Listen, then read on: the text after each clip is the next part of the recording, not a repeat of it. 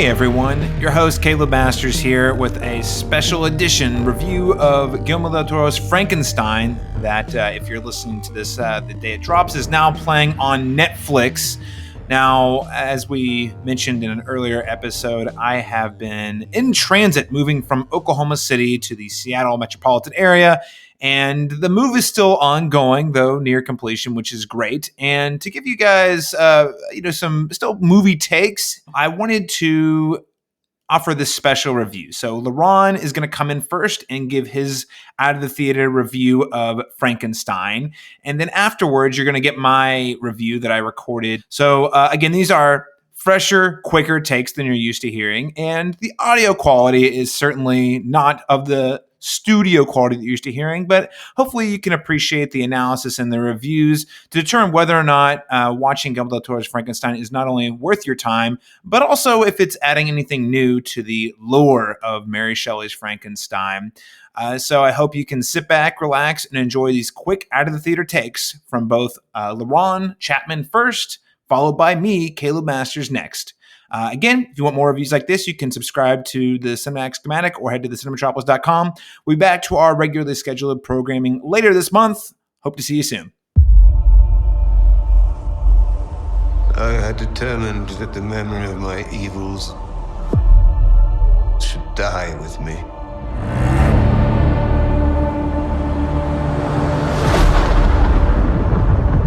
Some of what I will tell you is fact. Some is not. But it is all true. What manner of creature is that?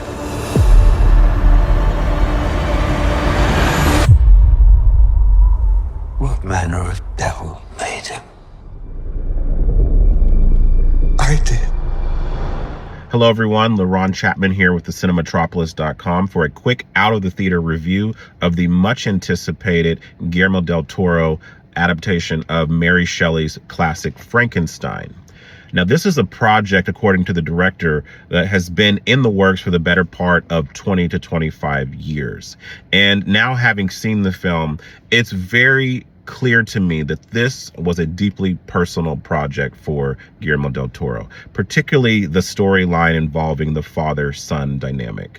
And everything on display here, from the production design to the costuming to the score, everything here feels very lived in, very ornate, very opulent, and very lavish, and in much the ways that his other films have always been in terms of production value.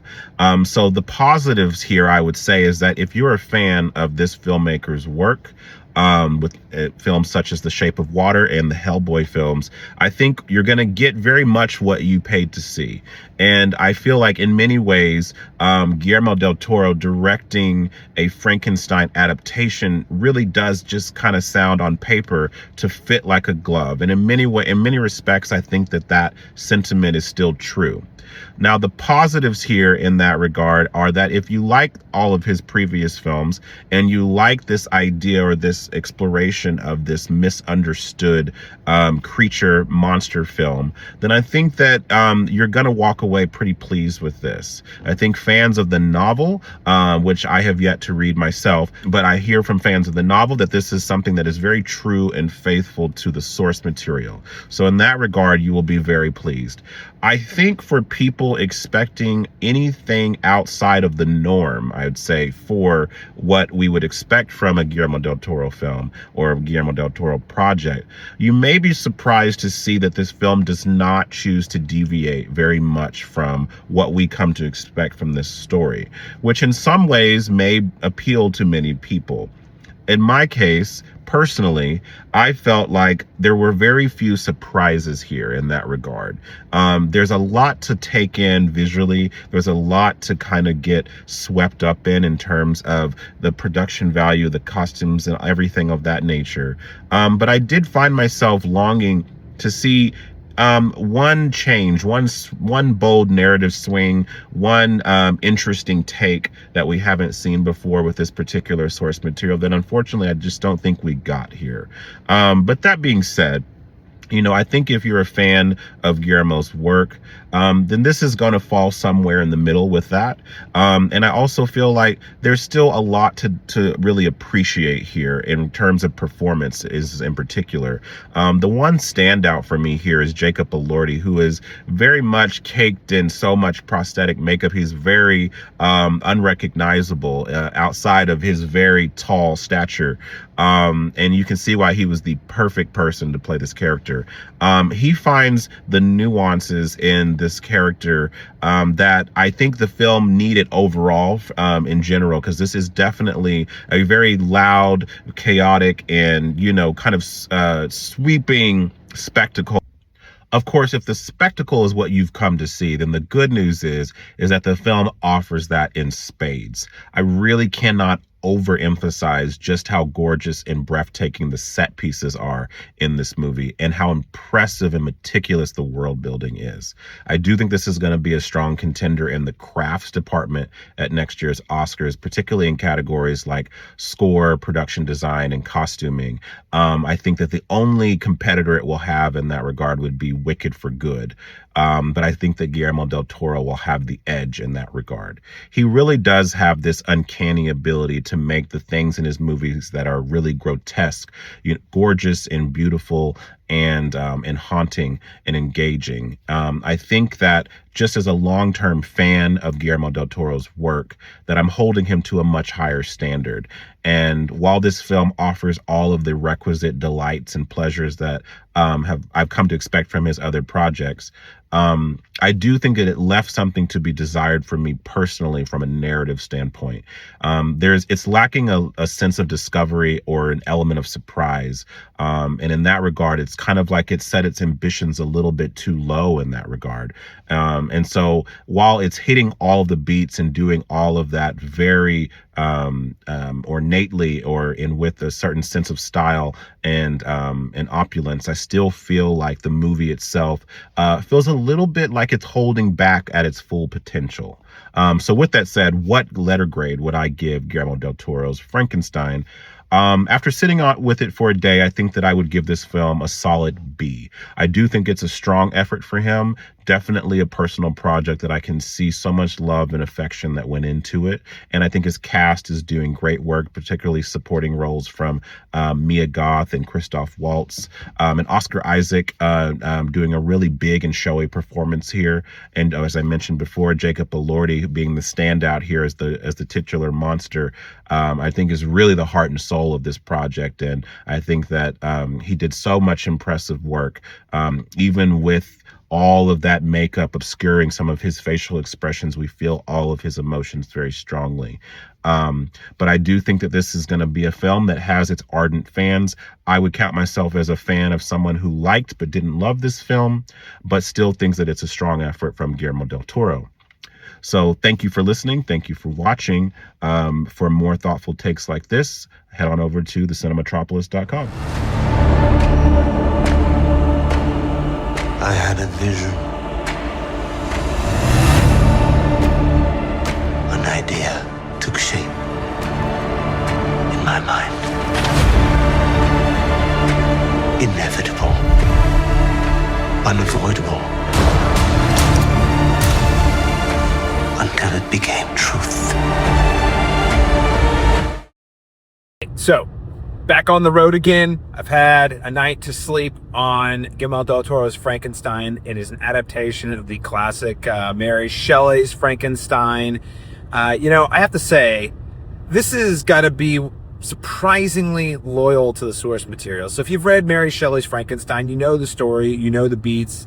Guillermo del Toro is not straying from it much, hardly at all. Maybe a little bit of color here and there, fleshing out certain characters so little. But this is a big, operatic, gothic horror. The actors are showing up. Some of the best to do it are showing up and going as big and broad and bombastic as you can imagine. And for the most part, I really enjoyed that.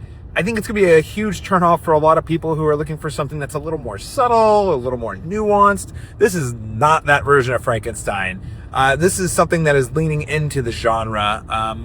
much more so than you would expect even from Guillermo del Toro. There's not a lot of liberty in terms of changing the story as we know it. The production design, oh my gosh, the production design is stunning. I mean, you're talking about set designs that are crazy elaborate, crazy detailed, look super expensive, costume work that is showy, as you can imagine. Everything is popping, lots of color, lots of popping. There's texture to everything. Again, this is really Guillermo del Toro and his team of people that he's worked with for a long time, bringing all of their skills to the highest level they ever had them and applying them to a story that, again, is pretty familiar to people who have read the novel. The performances, like I said, are all great. Frankly, I think Oscar Isaac is having a feast. Christoph Waltz is a supporting character that I quite enjoyed watching. And Mia Goth, I have to say, I've always loved Mia Goth. I was expecting her to go a lot harder in this movie, and because she often goes really big, and this is a movie that sort of enables actors to go big, and in this one she was a lot more restrained than I expected. So all around, very happy with the performances, the production design. Here's the catch. This is a story that Guillermo del Toro has been wanting to tell for a long time on the big screen. And in many ways, if you have a generation of film fans who have not seen the classic Frankenstein that's really true to the source material, something like Kenneth Branagh has done in the past, or have not read Mary Shelley's Frankenstein, this is going to feel all new, and it's going to be a hit and an all-time classic. Like, it's that good. However, if you have read Mary Shelley's Frankenstein and you've been paying attention to the themes that Del Toro has been working with across many of his movies for the last 30 years, you're going to see quite a bit of repetition. You're going to start to see a lot of the ideas of gothic horror, misunderstood monsters, or there being more to the story, or ego out of control being the downfall of powerful men. These are things that we've seen Del Toro explore, and frankly, in my opinion, in better, more nuanced ways, in things like The Shape of Water, Hellboy, even the Pinocchio movie that he did, stop motion film a couple of years ago. I also would say that in terms of production design, in terms of gothic horror production design, I actually thought it was better done in Crimson Peak. It was more subtle, more slow paced. Here, everything is just big, and it's up to an 11. All of that said, I feel privileged that I got to see it in the theater on Halloween on the big screen at an Alamo Drafthouse with an audience of film fans, including Danny Slate from How I Met Your Monster. What's up, guys? Great to run into you there here on our little trip to San Francisco. It's a great treat to see on the big screen, but overall, I don't think it's necessarily reinventing the wheel. It's an intoxicating experience, but far from Del Toro's best. Still, a mid-Del Toro movie is pretty dang good for my money. So it has my highest recommendation. If you are in a city or a town where you can catch this on the big screen, absolutely prioritize seeing it with an audience and a crowd on the biggest screen you can find. That said, there's not really a ton of screens across the country that are playing it there. So if you have to watch it on Netflix, do it that way. Watch it at home. It'll still pop. It'll still be really good. But overall, I really think that for Netflix, I'll continue to say a thing I've said about many of their movies over the last 5 or so years. Not putting films like this on the big screen is not only leaving money on the table, but it is robbing audiences from really being fully immersed in the story and the world that has been handcrafted delicately by an artist like Guillermo del Toro. Again, if you have no option, the only option is to see it at home. Do it that way, but otherwise, make time to see it on the big screen. This has been Caleb Masters reviewing Guillermo del Toro's Frankenstein for thecinematropolis.com. For more reviews and conversations like this, you can head over to thecinematropolis.com. Give us a follow on Instagram at thecinematrop, and we'll catch you next time when hopefully I'm no longer on the road.